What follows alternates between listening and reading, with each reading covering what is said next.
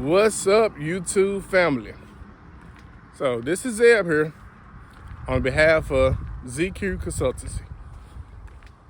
Many of you all been following me a lot on Facebook, Instagram, and I know my YouTube subscribers, they're really, the loyal people that's been around, y'all probably like, where in the heck is that dude?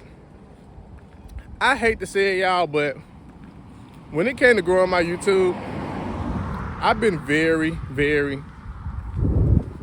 lazy. I should have been on here. I have grown to almost 600 subscribers. That's a lot. That's really a lot. And I should have been over 1,000 and probably to 100,000 by now. My Instagram and Facebook following should be way less than my YouTube. But I said that to say, I'm here now.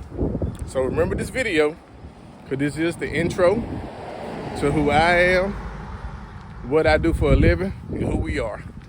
So as you can tell by the scenery, we currently live in the great state of Florida. It's like Jurassic Park here, y'all. I do a lot of fishing. Also, do a lot of outdoor activities like walking, exercising, and we see all type of wildlife, from large birds, alligators, and just when we're fishing, we have fun. That's what I like to do. The fishing story, I'm gonna tell y'all a little bit more about it later, but fishing is actually how I found myself in business again. So as you don't know, if I didn't mention it before, or you ain't been following the channel, we are from Tennessee, originally, Memphis, Tennessee. I love my hometown. Not proud of it, but I love it. We relocated several years ago during the COVID era to Puerto Rico.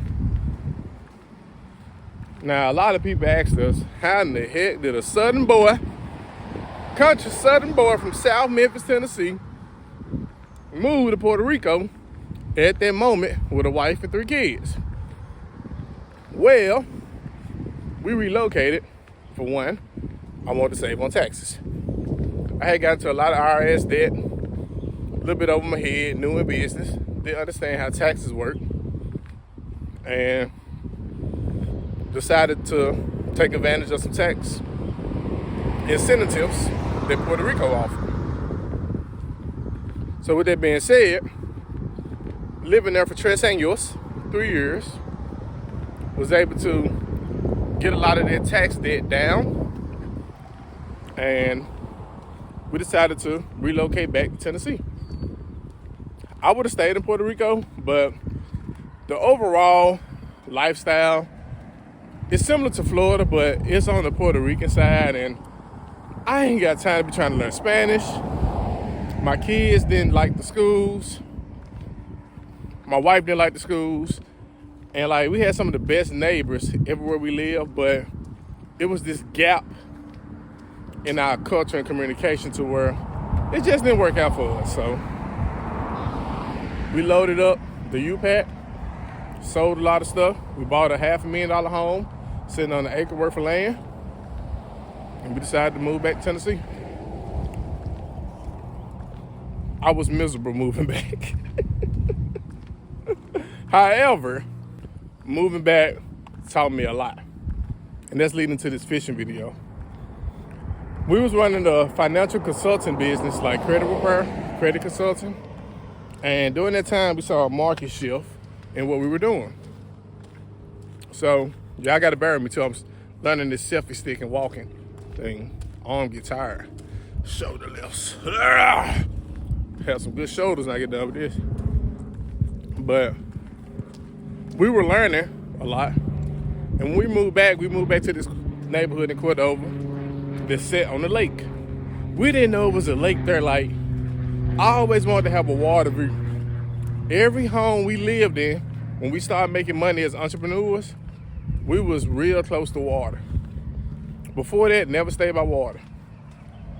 I don't know if it was the traveling that got us like accustomed to want to be by water. Like, look, water.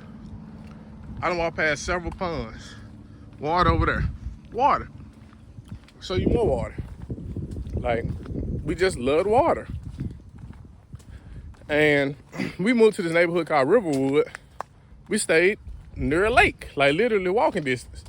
I can walk with all my gear to the lake and fish. I used to do it so much. Pond right behind my back door. And I started fishing. Now, as a kid, I did a lot of fishing, but I really started fishing. I'm telling y'all my story, how I got to entrepreneurship and what I do as a mentor for other people. And one day, I went to Walmart, bought some stuff. Didn't know what I was doing, because I never learned how to fish. Granddaddy was a great fisherman. I used all my granddaddy gear when he passed, but never knew what I was doing. I sat at the lake for almost 6 hours one morning. From, I think it was 9 o'clock after the kids went to school, to about 2. Didn't catch nothing. But I used to always walk this lake. And I saw this older gentleman who I associate with now, a good friend of mine, like a granddaddy. I call him Coach. That's what his name is. Me and him have been on a lot of fishing excursions together since I met him. He'd have been over to the house. We rode together from Florida. Like, he's an extension of our family, you could say. Even fished with his brother here in Florida, which he lives here about 30 minutes from us. But I saw him out there fishing nearby area I was fishing. I went over there, I said, hey man, now we have never just really talked. I said, what you catching? He showed me a bucket of about 15 fish he had. So I asked him how was he catching these fish? Because I've been out here for 6 hours, I ain't caught nothing. And he told me I was using the wrong bait. So he gave me some crickets. Little behold, I didn't have nothing to hold them crickets in, so I took them in my hand, I put them in my cooler, and I used one of those crickets. Yeah, I gave you around this bike while we do this. This is a great thing about living in a place like this, man. You can do stuff like this. And I held one in my hand, and I put it on the hook, threw it out there, and I had caught my first fish. I had sitting out there 6 hours with no fish. I went and got some more crickets for him. I asked him if he wants some money for some because I was catching them. The kids got out of school that evening. My wife brought them back up there. My wife caught a fish. Kids caught some fish. And ever since then, it's not a lake I can go to. I don't catch fish because I started hanging around people who had been doing it, and it saved me a lot of time. Now, I study it, got the nice boat. It has several boats. And this is my thing to keep me grounded. It teaches me patience, but also, look at that nice bed. It teaches me patience, but also it was very, what's the word I'm looking for? It taught me a lot about business. And like, you can think you're doing something right, you can think you're good at something, but it's somebody who have already did it and been doing it a lot longer and got experience. They can help you get over those hurdles. And this is a true story. I'm just trying to sell you nothing.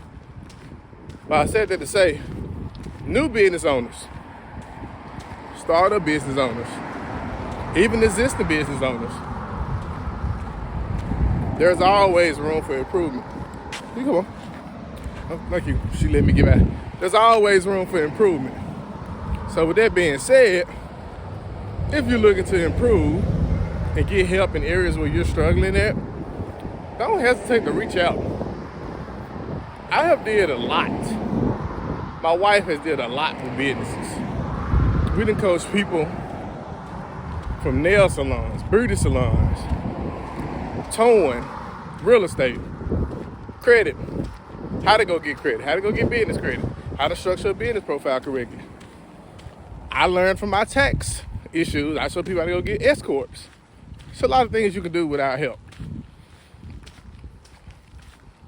But what you don't want to do is waste years, because one thing Jim Rohn said, I don't know if you know Jim Rohn, but one of the big investors of Herbalife, and he one of the people who started the foundation of Motivation Life Coaching. The world is always innovating, and business is always innovating. If you're not investing in yourself, get some more water. Gabe looking at water right now up there. If you're not investing in yourself, you're gonna get left behind. I got left behind. That's why we ended up moving back to Tennessee. We thought the business slowed up on us. The business slowed up. The money we were making moved to another part of the industry, and we didn't adapt. But now we kind of built ourselves a nice nest egg, and I kind of got the confidence. Well, not kind of. I have got the confidence now that I want to get out here and tell everybody my story and help others. So, if you would, drop your comments. I appreciate you all being here during this time. Drop your comments. I didn't see no gators on this show. I want to show y'all the gator. And there's some more water. Now, there's gators in there. All this water be looking calm. No issues. I guarantee you, it's a gator somewhere. I done seen them. I done seen them while I'm on the lake. But I said that to say, I appreciate you all being here, taking the time to be with me. Drop your comments. Let me know what type of business industry you're in. How's your business going? And if you like these type of videos, because I'm going to get more into my coaching bag now and teach you new business owners how to survive and overcome some of these economic hurdles that we go through. So take it, use it, and apply it. This is Zeb on behalf of ZQ Consulting. Our website, we listed below in the description. Get to know us. If you really got credit issues, reach out. We can help you understand that business owner. And I'm out. Great state of Florida, baby. Even in the smallest pond, there are gators. Now, all of them not big, but there are gators. Smallest pond.